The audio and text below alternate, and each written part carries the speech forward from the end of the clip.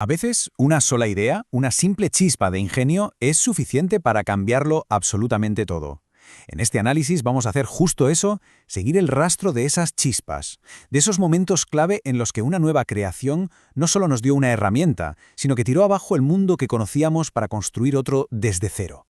Para empezar, vamos a hacer un pequeño viaje mental. Pensemos en un mundo en silencio. Pero ojo, no un silencio de sonido, sino un silencio de ideas. Un mundo donde cada libro era una joya, una pieza única copiada a mano, letra por letra, durante años. Un mundo en el que el conocimiento era un privilegio para unos pocos. Pues aunque nos cueste creerlo, durante la mayor parte de nuestra historia, así eran las cosas.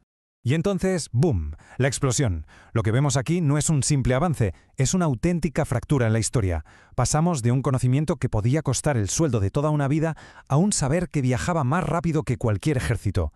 La imprenta de Gutenberg no solo imprimió libros, imprimió literalmente una nueva era. Pero claro, para que las ideas puedan volar, primero los pies tienen que estar bien plantados en la tierra. Muchísimo antes de la imprenta, incluso antes de la escritura, la humanidad tenía que resolver un problema mucho más básico: dejar de moverse de un lado para otro.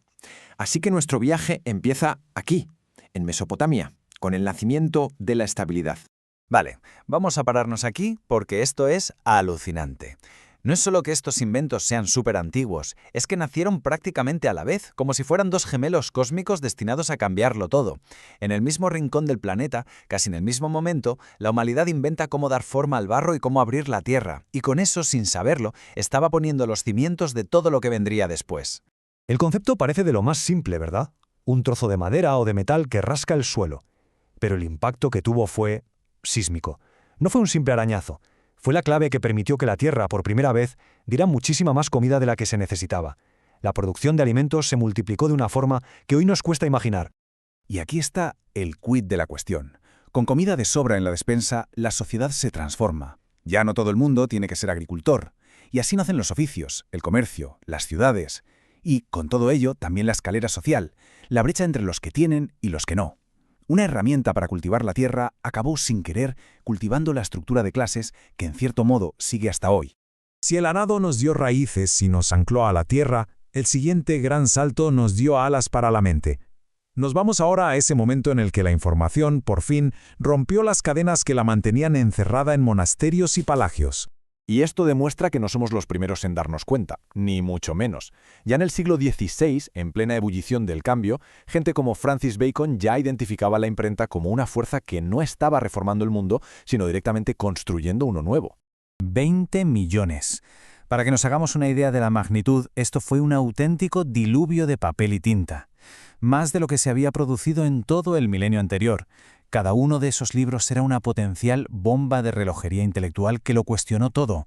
La Iglesia, la ciencia, los mapas del universo.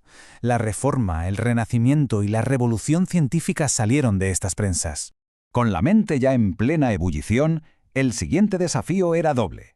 Por un lado, mover el mundo físico con una fuerza sobrehumana. Y por otro, conseguir que esos humanos vivieran más tiempo. Entramos en la era de los músculos de acero y la guerra contra lo invisible. La máquina de vapor fue, por así decirlo, el corazón artificial del planeta. Un corazón de hierro que bombeaba vida a las fábricas, que movía trenes a través de continentes y barcos por todos los océanos. No fue un invento más, fue el motor que nos arrancó de la era agraria y nos lanzó de cabeza al vértigo de la modernidad industrial. Y mientras el mundo se llenaba de humo y de ruido, en el silencio de un laboratorio, un descuido, una casualidad, cambió la medicina para siempre. Una placa de cultivo contaminada con moho. Alexander Fleming no buscaba un milagro, pero se encontró con uno: la penicilina. De la noche a la mañana, una simple infección dejó de ser una posible sentencia de muerte. Pero la historia, claro, no termina ahí. Hoy estamos en una carrera armamentística contra seres que evolucionan millones de veces más rápido que nosotros. Las bacterias aprenden, y lo más alarmante, como vemos hoy en día, es que a veces ya conocen nuestras armas incluso antes de que las hayamos usado. Es una batalla por la supervivencia que no para. Con cuerpos más fuertes y vidas más largas, el mundo, paradójicamente, se nos quedó pequeño. La gran ambición pasó a ser otra: aniquilar la distancia. Conectar una mente en Londres con otra en Nueva York, no en semanas, sino al instante. A ver, esta analogía es buenísima para entenderlo. La imprenta fue como un Internet primitivo, un emisor, muchos receptores. Pero el telégrafo fue el Internet victoriano. Fue la primera vez que un pensamiento cruzó un océano a la velocidad de la luz. El planeta entero empezó a tener de repente un sistema nervioso eléctrico. La evolución fue rapidísima. En menos de media vida de una persona pasamos del frío código Morse a escuchar el aliento, la risa, la emoción en la voz de alguien a miles de kilómetros de distancia. El telégrafo conectó imperios y mercados, el teléfono conectó a las personas. Aquella primera red de cables que cruzaba el planeta fue solo el andamio. La verdadera revolución fue construir un mundo completamente nuevo encima de ella. Un mundo que ya no estaba hecho de átomos, sino de bits. Y fijaos qué rápido fue todo. Durante 20 años, Internet fue como una red de autopistas fantasma. Muy potente, sí, pero solo para expertos y militares. Lo que hizo Tim Berners-Lee con la World Wide Web fue básicamente inventar el coche y las señales de tráfico para que cualquiera pudiera conducir por esas autopistas de información. Y este es el cambio fundamental. Con la imprenta, unos pocos escribían para muchos. Con la radio o la tele, unos pocos hablaban para muchos.